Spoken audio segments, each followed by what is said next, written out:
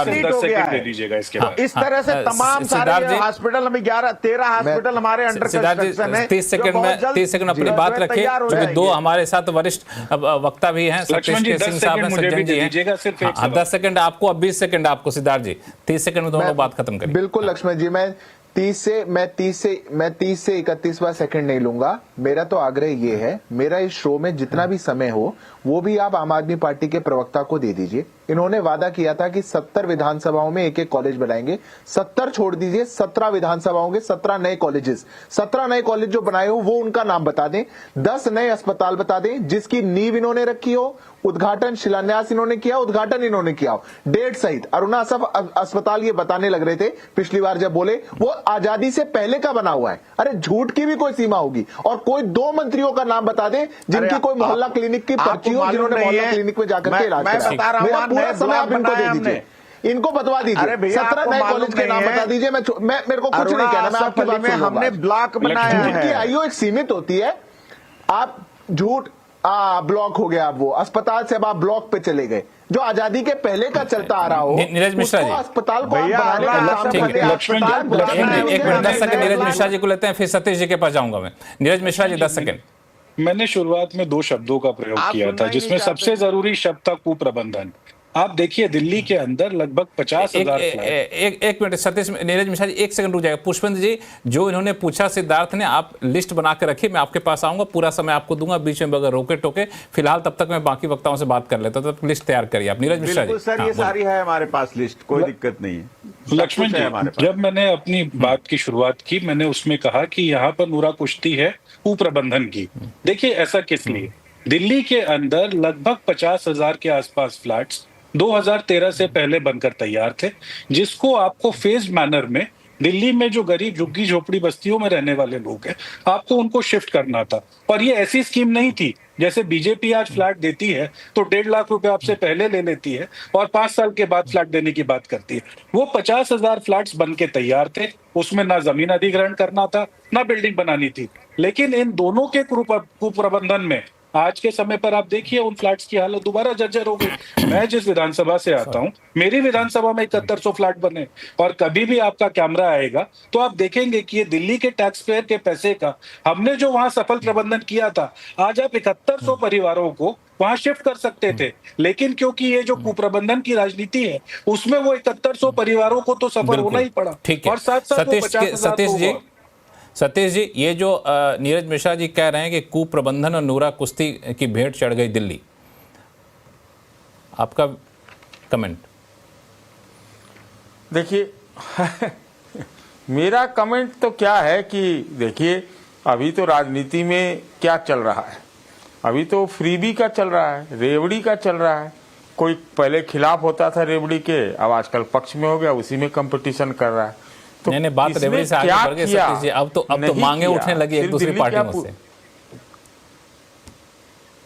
मैं आप सुनिए ना, वही बात मैं कह रहा हूं कि अब तो वहां पे है ना, रेवड़ी किसको भाग गई, किसको पच गया, किसको भाग गया।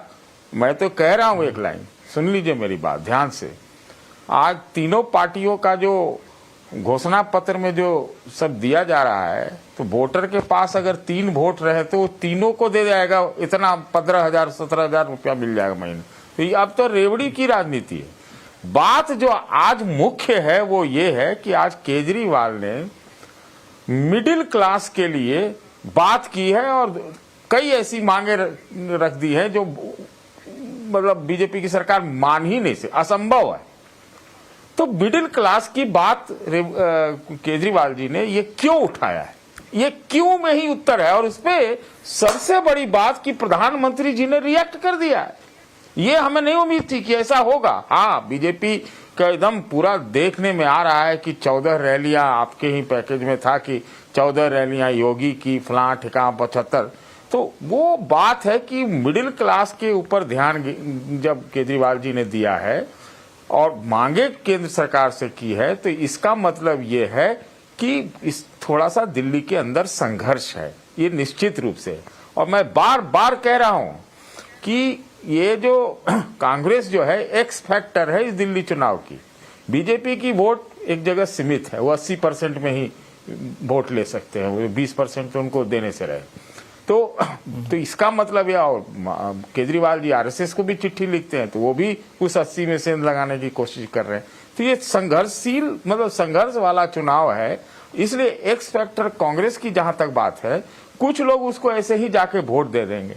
लेकिन अगर कांग्रेस ने एम और ये डी मुस्लिम और दलित वोटरों में थोड़ा सेंध लगा दिया तो उसका नजारा क्या होगा ये देखने लायक है। इसलिए मेरा ऐसा मानना है कि कौन क्या कह रहा है, अस्पताल बनाया नहीं बनाया है कि नहीं है, कौन देखेगा नहीं देखेगा, जनता के मन में क्या चल रहा है वो एक बड़ी महत्वपूर्ण चीज है।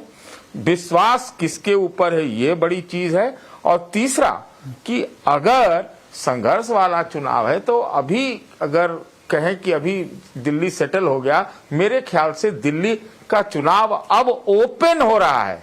अब ये अभी नहीं सेटल हुआ है, ये अगला 5-7 दिन जो है आप देखिएगा कि उसके बाद होगा सेटल। बिल्कुल, आपने दो बड़ी महत्वपूर्ण बात कही सतीश जी। पहली बात कि आखिर केजरीवाल क्यों पहली बार मिडिल क्लास के ऊपर चर्चा करना शुरू कर दिए और कांग्रेस सक्रिय हो गई है। सज्जन कुमार सिंह, आपको क्या लगता है कि समीकरण बहुत तेजी से बदले हैं और क्या आम आदमी पार्टी को लगता है कि उनके वोट बैंक थोड़े खिसक रहे हैं, इसलिए मिडिल क्लास को ज़्यादा तेजी से जोड़ो, और कांग्रेस को लगता है कि अब हम शायद कहीं जीत जाएं तो हम और जोर लगा दें? जी निश्चित, अगर देखिए कोई एक तबका जो आम आदमी पार्टी के शासन में उनसे काफी ज्यादा एलियनेट हुआ है वो है मिडिल क्लास। अब देखिए मिडिल क्लास का कंसोलिडेशन जो है आम आदमी पार्टी से हटके बीजेपी की तरफ होगा, इसमें बीजेपी को बहुत प्रयास भी नहीं करना पड़ा है। हालांकि मिडिल क्लास की अपनी समस्याएं भी है। तो जो आप केजरीवाल साहब की ये जो रणनीति है कि इनकम टैक्स 7 लाख से 10 लाख तक फ्री वाला स्लैब बढ़ा दिया जाए, तो उसमें सीधी सी बात है कि वो एक मैसेज देना चाह रहे हैं कि आप हमसे भले ही नाराज हो। आप देखिए दूसरी तरफ भी महंगाई है, टैक्सेशन का इशू है नेशनल लेवल पे, वो बात है।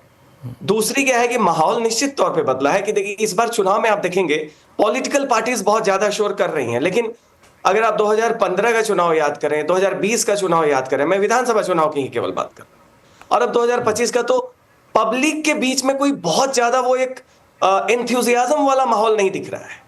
कारण क्या है कि मुद्दे लगभग वही हैं, और जैसा सतीश जी ने कहा कि कुल मिला के मुद्दे वही हैं फ्रीबीज की। आम आदमी पार्टी ने एक ट्रेंड सेट किया और अब बीजेपी भी उसको फॉलो कर रही है।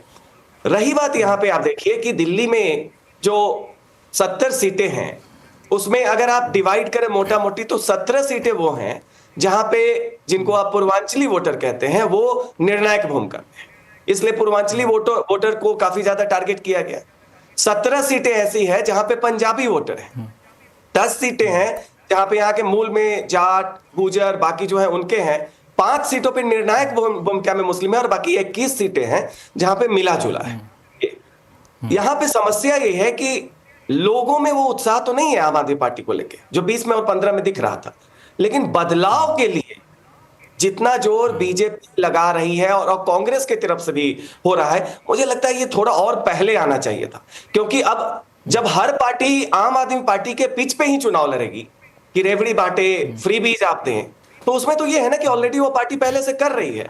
तो जहां तक इसमें आपका 76% जो अनऑथराइज्ड दिल्ली है, जिसमें बड़ा झुग्गी झोपड़ी रिसेटलमेंट कैंप और तरह के जो गरीब तबके के लोग हैं और महिलाओं को लेके जो किया जा रहा है, सवाल यह है कि पॉलिसी और एजेंडा के लेवल पे क्रिटिसिज्म के अलावा आप ये नहीं देख रहे हैं कि कांग्रेस हो या बीजेपी हो वो करप्शन का इश्यू तो ला रहे हैं, लेकिन पॉलिसी ऑप्शन में ये दोनों पार्टियां भी उसी दिशा में बात कर रही हैं कि साहब हम भी इतना ही फ्री आपको देंगे, हम थोड़ा और ज्यादा दे देंगे।